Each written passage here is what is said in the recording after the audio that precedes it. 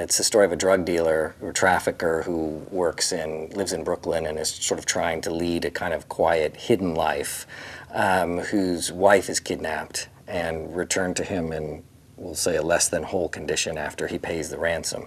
And he hires Matt Scudder, character played by Liam, to find the men who did it and basically bring them to him so that he can exact his revenge. He's very pragmatic and practical, and I don't think he's not a dark human in terms of who he is, but he sort of navigates these very dark places and works for very dark people. And he doesn't always, in a lot of the books, and in this one certainly, he doesn't always do the sort of legal thing, but he always does the just thing. He's a guy who can't help when you put the camera on him. He looks like there's a lot going on. He has a really deep inner life all the time.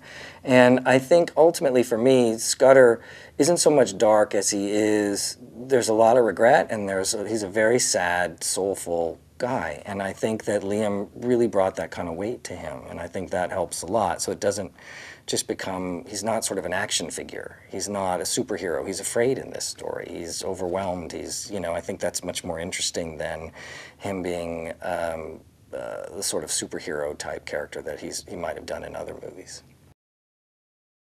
The good thing about the books is that everybody lives in the gray area. Nobody's all good or all bad, including Scudder. Everybody is sort of a combination of both. And Kenny he's a drug dealer. His job is not anything that you can defend in any way, shape, or form.